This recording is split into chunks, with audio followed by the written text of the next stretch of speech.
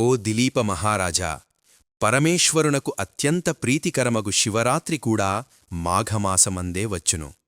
కాన మహాశివరాత్రి మాహాత్మ్యమును గురించి కూడా వివరించెదను. శ్రద్ధాలువుపై అలకింపుము అని వశిష్ఠులవారు దిలీప మహారాజుతోనిటుల పలికిరి. ఏకాదశి మహావిష్ణువునకు ఎటుల ప్రీతికరమైన దినము, అదే విధముగా మాఘచతుర్దశి అనగా శివచతుర్దశి, దీనినే శివరాత్రి అని అందురు. అది ఈశ్వరునికి తత్యంత ప్రీతికరమైన దినము. మాఘమాసమందలి అమావాస్యకు ముందు రోజున వచ్చెడి దీనినే మహాశివరాత్రి అని అందరూ పిలిచెదరు. ఇది మాఘమాసములో కృష్ణపక్ష చతుర్దశి నాడు వచ్చును. ప్రతిమాసమందు వచ్చు మాసశివరాత్రి కన్నా మాఘమాస కృష్ణపక్షములో వచ్చు మహాశివరాత్రి పరమేశ్వరునికి అత్యంత ప్రీతికరమైనది. ఆ రోజు నదిలోగాని తటాకమందుగాని లేక నూతివద్దగాని స్నానము చేసి శంకరుని పూజించవలెను. పరమేశ్వరుని అష్టోత్తర శతనామావళీ సహితముగా బిల్వపత్రములతో పూజించవలయును. అటుల పూజించి శివప్రసాదము అమావాస్య స్నానమూ కూడా చేసిన ఎడల ఎంతటి పాపములు కలిగి ఉన్ననూ అవన్నీయూ వెంటనే హరించిపోయి కైలాసప్రాప్తి కలుగును. శివపూజా విధానములో శివరాత్రి కంటే మించినది మరియొకటి లేదు. కనుక మాఘమాసపు కృష్ణపక్షములో వచ్చు చతుర్దశి ఉమాపతికి అత్యంత ప్రీతిప్రాత్రమైనది. కాన శివరాత్రి దినమున ప్రతివారు అనగా జాతి భేదముతో నిమిత్తము లేక అందరూ శివరాత్రి వ్రతమాచరించి జాగరణ చేయవలయును. మున్ను శబరీనదీ తీరమందున్న అరణ్యములో కులీ అతని భార్యనగు నేనును భార్యాబిడ్డలతో నివసించుచుండెను. అతడు వేట తప్ప మరేం నేనును నా భర్తతో మూర్ఖుడు వేటకుబోవుట, జంతువులను చంపి వానిని కాల్చి తాను నీ సహధర్మబిడ్డలకు తినిపించుట తప్ప మరి ఏదియూ తెలియదు. జంతువులను వేటాడుగలవాడు. క్రూరమృగములు సైతం ఆ బోయవానిని చూచి భయపడి పారిపోవు. అందుచేత అతడు వనమంతా నిర్భయంగా తిరిగేవాడు.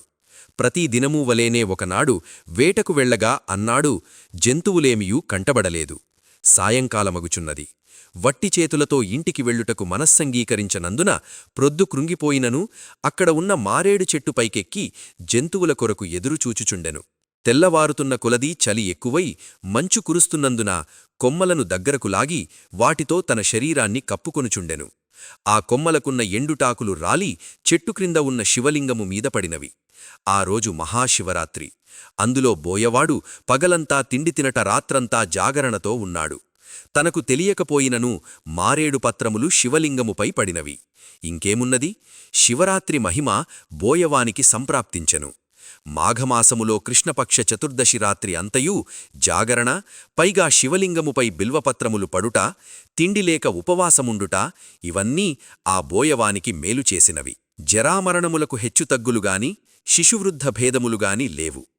పూర్వజన్మలో చేసుకున్న పాపపుణ్యములను బట్టి మనుజుడు తన జీవితాన్ని గడపవలసినదే. మరికొన్ని సంవత్సరములకు ఆ బోయవానికి వృద్ధాప్యము కలిగి మరణమాసన్నమై ప్రాణములు విడిచెను. వెంటనే యమభటులు వచ్చి వాని ప్రాణములు తీసుకుని పోవుచుందగా కైలాసము నుండి శివదూతలు వచ్చి యమదూతల చేతిలోనున్న బోయవాని జీవాత్మను తీసుకుని శివుని దగ్గరకు పోయిరి. యమదూతలు చేయునది లేక యమునితో చెప్పిరి. యముడు కొంత తడవు ఆలోచించి శివుని దగ్గరకు వెళ్ళెను. శివుడు, పార్వతీ, గణపతి, కుమారస్వామి, తుంబురా నారదాది గణములతో కొలువుతీరియున్న సమయములో యముడు వచ్చి ఆయనకు నమస్కరించెను. ఉమాపతి యముణ్ణి దీవించి ఉచితాసనమిచ్చి కుశల ప్రశ్నలడిగి వచ్చిన కారణమేమని ప్రశ్నించెను.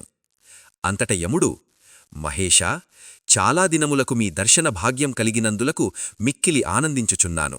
మీ దర్శన కారణమేమనగా ఇంతకుముందు మీ దూతలు తీసుకువచ్చిన బోయవాడు మహాపాపి, క్రూరుడు, దయాదాక్షిణ్యాలు లేక అనేక జీవహింసలు చేసి ఉన్నాడు. ఒక దినమున అనగా మహాశివరాత్రి నాడు తాను యాదృచ్ఛికముగా జంతువులు దొరకనందున తిండి తినలేదు. జంతువులను వేటాడుటకు ఆ రాత్రి అంతయూ మెలకువగానున్నాడేగాని చిత్తశుద్ధితో తాను శివలింగమును పూజించలేదు. కనుక అతనిని కైలాసమునకు తీసుకురావటం భావ్యమా? అంతమాత్రమున అతనికి కైవల్యం దొరుకునా అని యముడు విన్నవించుకున్నాడు. యమధర్మరాజా, నాకు ప్రీతికరమగు మహాశివరాత్రి పర్వదినమున బిల్వపత్రములు నాపై వేసి తిండిలేక జాగరణతో ఉన్న ఈ బోయవాడు కూడా పాపముక్తుడు కాగలడు. ఈ బోయవానికి కూడా ఆ వ్రతఫలం దక్కివలసినదే.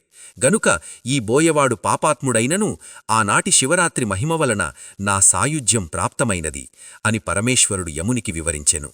ఈ కథ మనకు చెబుతున్న సత్యం, భక్తి ఉన్నచో తెలియక చేసిన పూజ కూడా ఫలిస్తుంది. మహాశివరాత్రి రోజు ఉపవాసం, జాగరణ, శివనామ స్మరణ ఇవి చేసిన వారికి శివకృప తప్పకుండా లభిస్తుంది. జాగరణ జాగరణ అంటే నిద్రని మాని మెలకువగా ఉండడమని అర్థం.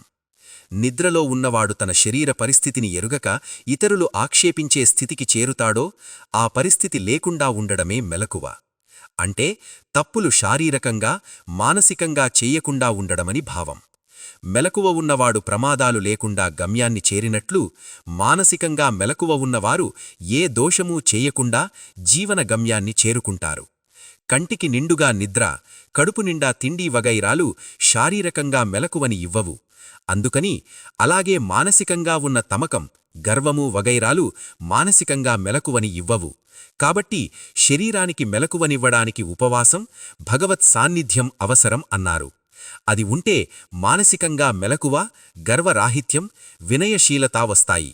అందువలన జన్మానికి ఒక్క రాత్రైనా శారీరక వికారాలని, మానసిక వికారాలని అదుపులో ఉంచుకొని స్వచ్ఛతని పొందితే శివమూ శుభమూ కలిగే రాత్రి శివరాత్రి అన్నారు.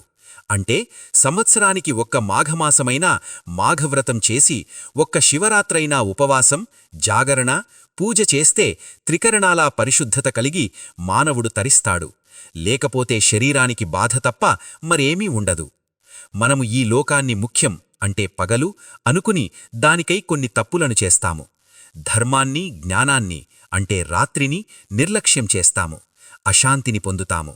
ధార్మికులు జ్ఞానాన్ని అంటే పగలు అనుకుని ఈ లోకధర్మాలని అంటే రాత్రిని నిర్లక్ష్యం చేస్తారు.